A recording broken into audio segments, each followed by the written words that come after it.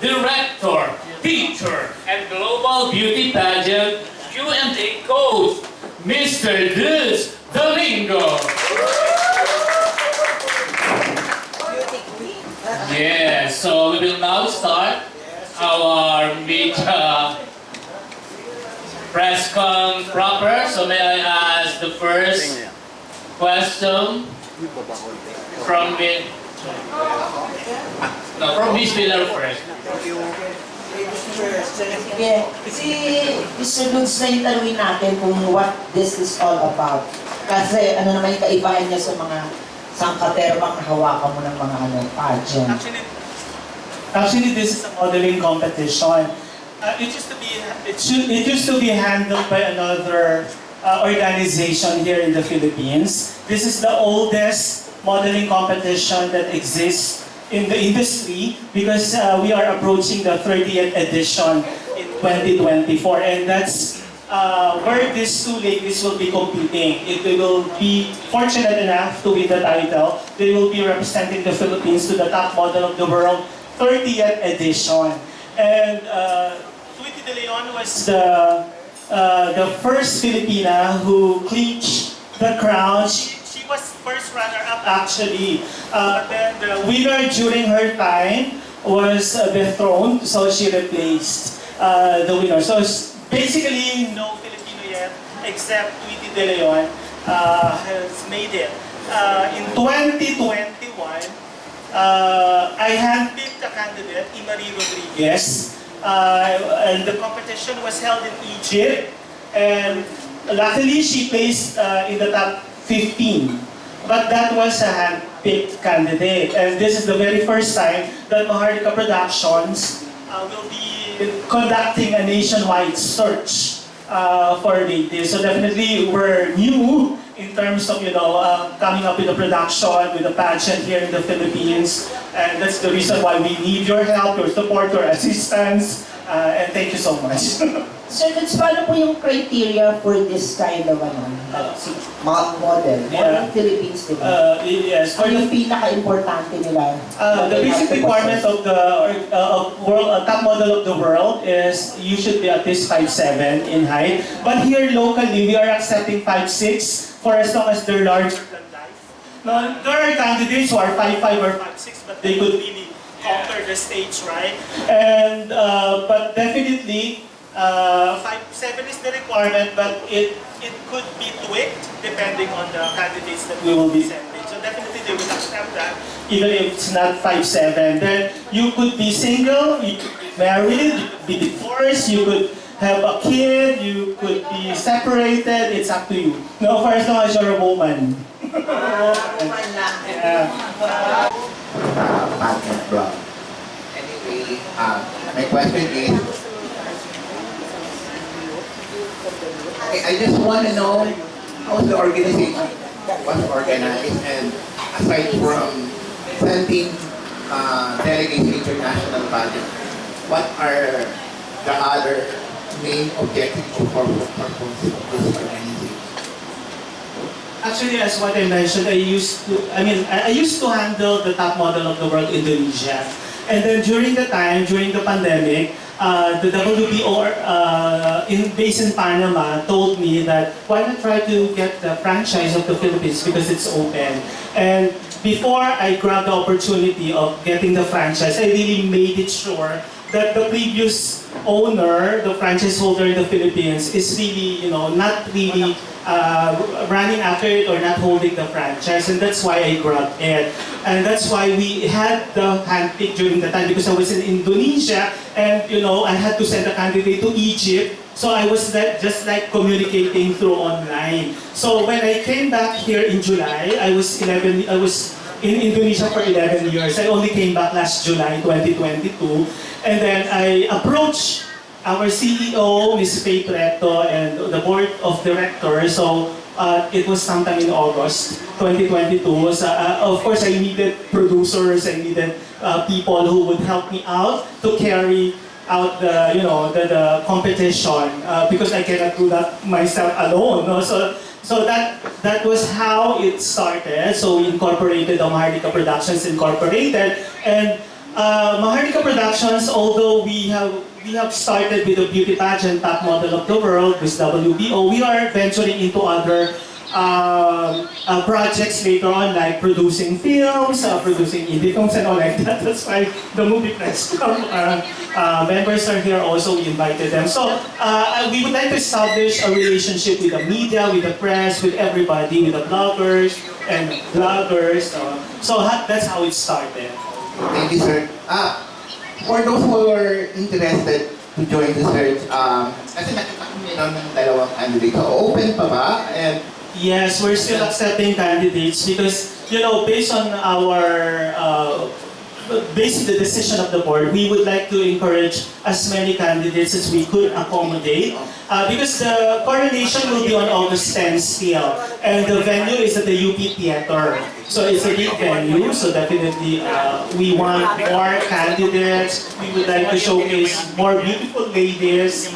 okay, sir, when will be the deadline for submission of application? Supposed to be this end of the month. Okay, because come April, we already have photo shoots and Sir Nico Caldeon is here, so he will be the one to, conduct the photo shoot of the candidates. So, May mada-download ba yun? O may silang office na pupuntahan? yeah, we have an office. Our office is located in Merville.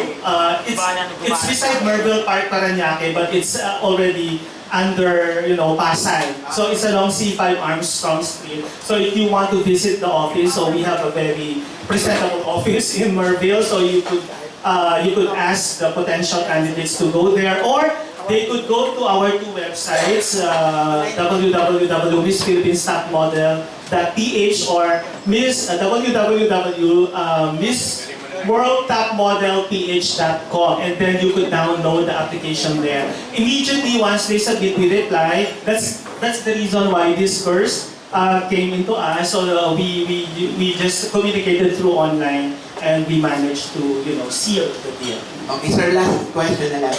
Aside for representing the country and the organization, what's in store for the prospective winners? So in our teasers, we are really promoting 1 million worth of prizes, but we will be disclosing the exact amount, the cash prize, in the next press release. We will be meeting each other again when we present the candidates, right? During the press presentation of the candidates. But one thing that we are very passionate about and we're so proud about is that unlike other competitions wherein they will be giving the big check on the coronation, we will be giving the prizes in cold cash on stage. So, and we were not going to divide it. Other competitions, they distribute it into 12 months until the end of the reign. But for us, we will definitely be giving the cash. If it's, let's say let's say it's 300 or 400,000, the 400,000 will be given that moment. That's one thing that would set us apart from the other competitions. Thank you, sir, and best of luck to WBO. Thank you. Tax-free. Yeah, we have a newcomer. We have another candidate here. Yes, everyone, I'm Johnny Medina. Hello. Representing from Makati City, yes. So, as you can see, I'm very different. So, I represent the androgynous industry. In beauty pageants, we have advocacies, no? So we are encouraging our candidates to have their specific advocacies. As a matter of fact, as early as February, we have already conducted feeding programs in Payatas, in Baclaran, in Tarlac, in Pampanga, the AITAS there, in Baseco. So we brought some of the candidates to distribute t-shirts, medicines, foods, and all like that. So it's a fusion because, they will be competing in a modeling competition, because in a modeling competition, after that, that's it. No, they will just be posing for clothes and all like that. But for us, they have to pursue their advocacy because we are looking into our candidates. In the future, they could venture into a much bigger platform. Miss Universe Philippines or Binibining Pilipinas, and we would be more than willing to support these candidates if they decide to pursue that. Isa lang po yung gusto kumuha, no? how were you able to get this franchise? No, actually, sir, it's not a matter of sinulot because when No. Hindi naman ganun. because the one handling it is a very big organization, right? I know. Yeah. So when Panama told me why not try to get a franchise of the Philippines, and then I said it used to be with the M. Oh, let's say anyway, there's nothing wrong with mentioning it. It used to be with Butianang Pilipinas, no? And they've been giving the title for so many years, and then I made it sure first that Butianang Pilipinas is no longer handling the franchise before I said yes, we will get it. So what did you use? My charm. No, sir, I just, inked a deal with them, and then I told them that my plan is long-term. I don't want that, because in other countries it also happens, right? Every year there's a different franchise holder of a certain pageant. So this one, I want it to be a long-term, relationship with them, and that's what they like. Because they saw that I was so passionate about it, even though it's pandemic, I was really updating them of what I was doing, and yeah, that's it, sir. Salamat to Thank you, Sir Mario Dumao. connecting with us and for reviving Top Model Philippines. Thank you, sir. Actually, nasagot mo na yung yung tanong yung chance nila. So I just wish all the candidates the best of luck. Thank you po.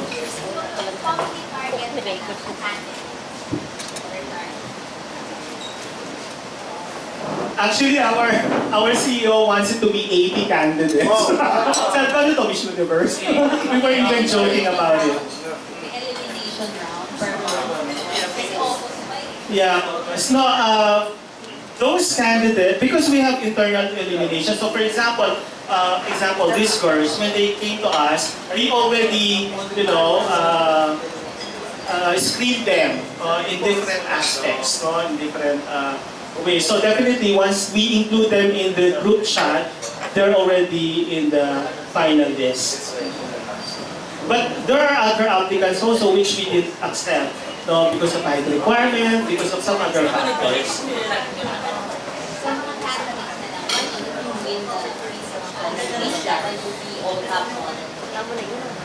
Why should I win? I should win because every time I'm joining any competition, I'm always doing my best. And I wanted to represent our country, for the Philippines, on the international stage because I wanted to show Philippines are more than enough to be on that stage, and we have the talent to be on that stage and represent the country.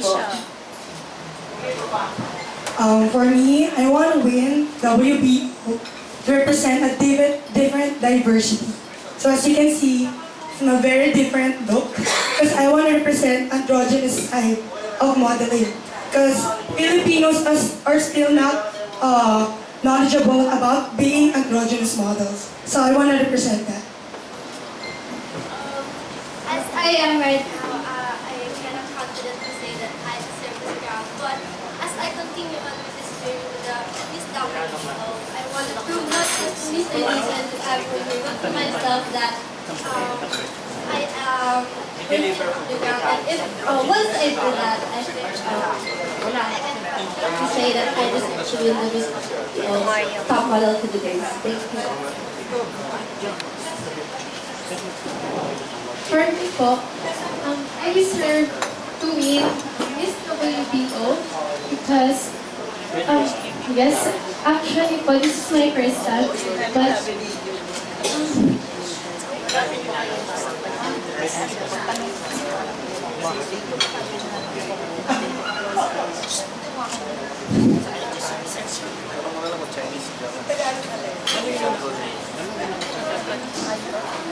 I'm going to do my best po to win this organization.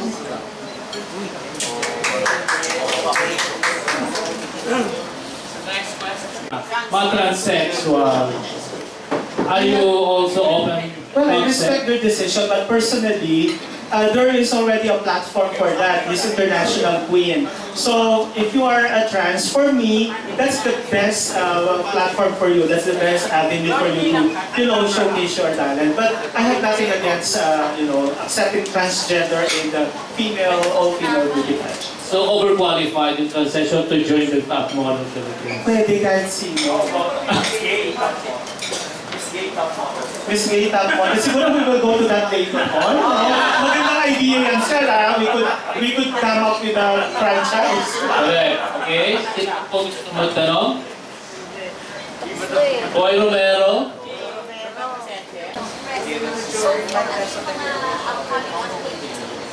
Actually, on April 12, we will have a closed-door interview. That's why if you have candidates, make it sure that they will be able to register before April 12. Because April 12 is the closed-door interview. 13 and 14 will be the glam shoot of long gown and swimwear with Sir Lito Calion.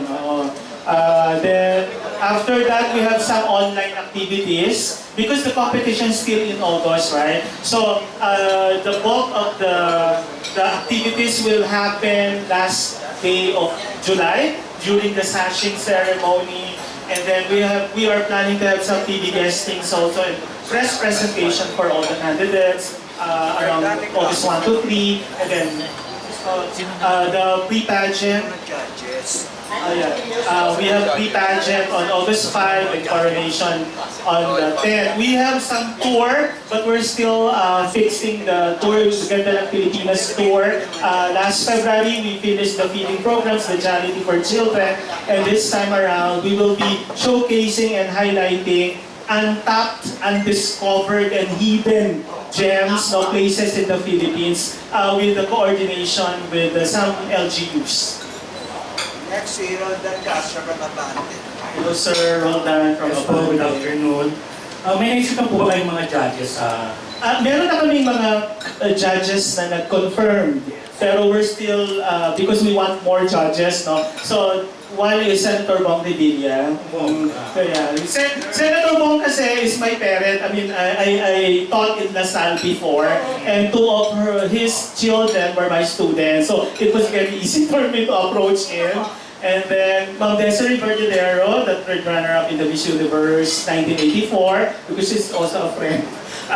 Then, we're negotiating with Sir Nardi Presa of Urban Page. Sandro Marcos is also judging.